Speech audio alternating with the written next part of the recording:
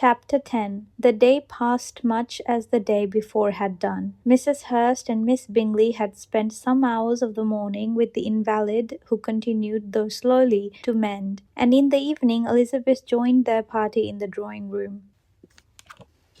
The loo table, however, did not appear. Mr. Darcy was writing, and Miss Bingley, seated near him, was watching the progress of his letter, and repeatedly calling off his attention by messages to his sister. Mr. Hurst and Mr. Bingley were at piquet, and Mrs. Hurst was observing their game. Elizabeth took up some needlework, and was sufficiently amused in attending to what passed between Darcy and his companion.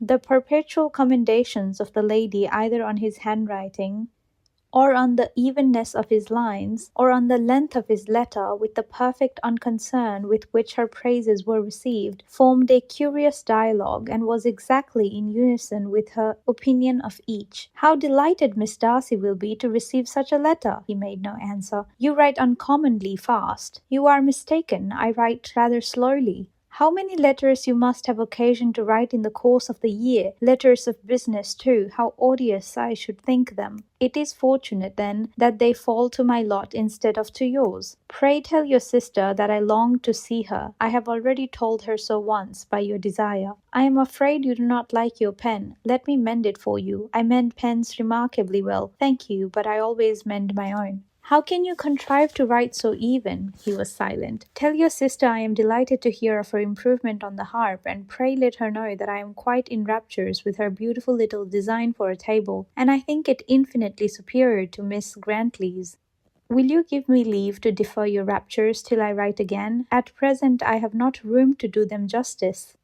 "Oh, it is of no consequence. I shall see her in January. But do you always write such charming long letters to her, Mr. Darcy?" "They are generally long, but whether always charming it is not for me to determine. It is a rule with me that a person who can write a long letter with ease cannot write ill." "That will not do for the compliment to Darcy, Caroline," cried her brother, "because he does not write with ease. He studies too much for words of 4 syllables. Do not you, Darcy?" "My style of writing is very different from yours." "Oh," cried Miss Bingley, "Charles writes in the most careless way imaginable. He leaves out half his words, and blots the rest. My ideas flow so rapidly that I have not time to express them, by which means my letters sometimes convey no ideas at all to my correspondents." "Your humility, Mr. Bingley," said Elizabeth, "must disarm reproof." "Nothing is more deceitful," said Darcy, "than the appearance of humility. It is often only carelessness of opinion, and sometimes an indirect boast." "And which of the two do you call my little recent piece of modesty?" "The indirect boast, for you are really proud of your defects in writing, because you consider them as proceeding from a rapidity of thought and carelessness of execution, which, if not estimable, you think at least highly interesting. The power of doing anything with quickness is always much prized by the possessor, and often without any attention to the imperfection of the performance. When you told Mrs. Bennet this morning that if you ever resolved on quitting Netherfield, you should be gone in 5 minutes, you meant it to be a sort of panegyric of compliment to yourself. And yet, what is there so laudable in a precipitance which must leave very necessary business undone, and can be of no real advantage to yourself or anyone else?" "Nay," cried Bingley, "this is too much. To remember at night all the foolish things that were said in the morning, and yet, upon my honour, I believed what I said of myself to be true, and I believe it at this moment. At least, therefore, I did not assume the character of needless precipitance merely to shew off before the ladies. I dare say you believed it, but I am by no means convinced that you would be gone with such celerity. Your conduct would be quite as dependent on chance as that of any man I know, and if, as you were mounting your horse, a friend were to say, 'Bingley, you had better stay till next week,' you would probably do it. You would probably not go, and at another word might stay a month." "You have only proved by this," cried Elizabeth, "that Mr. Bingley did not do justice to his own disposition. You have shewn him off now much more than he did himself." I am exceedingly gratified, said Bingley, by your converting what my friend says into a compliment on the sweetness of my temper, but I am afraid you are giving it a turn which that gentleman did by no means intend, for he would certainly think the better of me, if under such a circumstance I were to give a flat denial and ride off as fast as I could. Would Mr. Darcy then consider the rashness of your original intention as atoned for by your obstinacy in adhering to it? Upon my word, I cannot exactly explain the matter. Darcy must speak for himself. You expect me to account for opinions which you choose to call mine, but which I never have acknowledged. Allowing the case, however, to stand according to your representation, you must remember, Miss Bennet, that the friend who is supposed to desire his return to the house, and the delay of his plan, has merely desired it, asked it without offering one argument in favour of its propriety. To yield readily, easily, to the persuasion of a friend is no merit with you. To yield without conviction is no compliment to the understanding of either. You appear to me, Mr. Darcy, to allow nothing for the influence of friendship and affection. A regard for the requester would often make one readily yield to a request, without waiting for arguments to reason one into it. I am not particularly speaking of such a case as you have supposed about Mr. Bingley. We may as well wait, perhaps, till the circumstance occurs before we discuss the discretion of his favourite thereupon. But in general and ordinary cases between friend and friend, where one of them is desired by the other to change a resolution of no very great moment, should you think ill of that person for complying with the desire, without waiting to be argued into it? Will it not be advisable, before we proceed on this subject, to arrange with rather more precision the degree of importance which is to appertain to this request, as well as the degree of intimacy subsisting between the parties? By all means, cried Bingley, let us hear all the particulars, not forgetting their comparative height and size, for that will have more weight in the argument, Miss Bennet, than you may be aware of.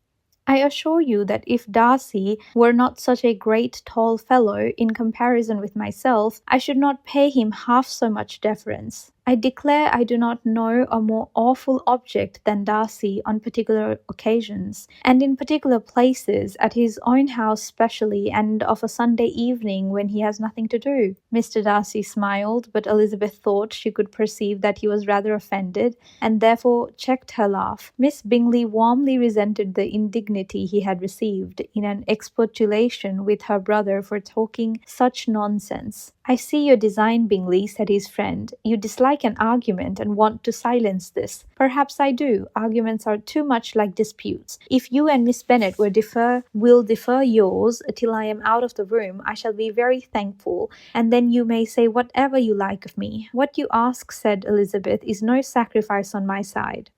And Mr. Darcy had much better finish his letter. Mr. Darcy took her advice and did finish his letter. When that business was over, he applied to Miss Bingley and Elizabeth for the indulgence of some music. Miss Bingley moved the alacrity to the pianoforte, and after a polite request that Elizabeth would lead the way, which the other as politely and more earnestly negatived, she seated herself. Mrs. Hurst sang with her sister, and while they were thus employed, Elizabeth could not help observing, as she turned over some music books that lay on the instrument, how frequently Mr. Darcy's eyes were fixed on her. She hardly knew how to suppose that she could be an object of admiration to so great a man, and yet that he should look at her because he disliked her was still more strange. She could only imagine, however, at last, that she drew his notice because there was a something about her more wrong and reprehensible, according to his ideas of right, than in any other person present. The supposition did not pain her. She liked him too little to care for his approbation. After playing some Italian songs, Miss Bingley varied the charm by a lively Scotch air, and soon afterwards Mr. Darcy, drawing near Elizabeth, said to her, "Do not you feel a great inclination, Miss Bennet, to seize such an opportunity of dancing a reel?" She smiled, but made no answer. He repeated the question with some surprise at her silence. "Oh," said she, "I heard you before, but I could not immediately determine what to reply. You wanted me, I know, to say yes, that you might have the pleasure of despising my taste. But I always delight in overthrowing those kind of schemes, and cheating a person of their premeditated contempt. I have therefore made up my mind to tell you that I do not want to dance a reel at all, and now despise me if you dare. Indeed, I do not dare." Elizabeth, having rather expected to affront him, was amazed at his gallantry, but there was a mixture of sweetness and archness in her manner which made it difficult for her to affront anybody. And Darcy had never been so bewitched by any woman as he was by her.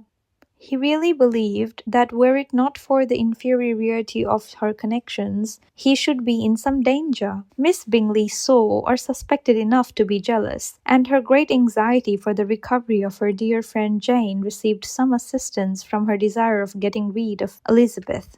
She often tried to provoke Darcy into disliking her guest by talking of their supposed marriage, and planning his happiness in such an alliance.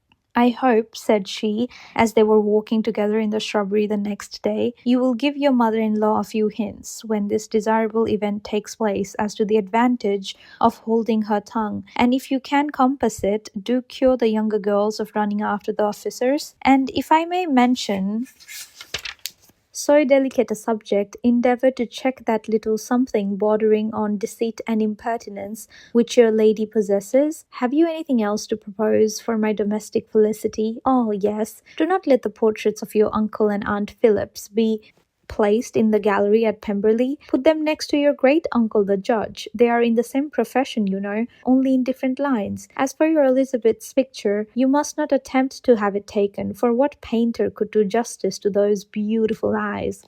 It would not be easy indeed to catch their expression, but their colour and shape, and the eyelashes, so remarkably fine, might be copied. At that moment they were met from another walk, by Mrs. Hurst and Elizabeth herself. "I did not know that you intended to walk," said Miss Bingley, in some confusion, lest they had been overheard. "You used us abominably ill," answered Mrs. Hurst, "in running away without telling us that you were coming out." Then, taking the disengaged arm of Mr. Darcy, she left Elizabeth to walk by herself. The path just admitted three. Mr. Darcy felt their rudeness, and immediately said, "This walk is not wide enough for our party. We had better go into the avenue." But Elizabeth, who had not the least inclination to remain with them, laughingly answered, "No, no, stay where you are. You are charmingly grouped, and appear to no uncommon advantage. The picturesque would be spoiled by admitting a fourth. Goodbye." She then ran gaily off, rejoicing as she rambled about in the hope of being at home again in a day or two. Jane was already so much recovered as to intend leaving her room for a couple of hours that evening.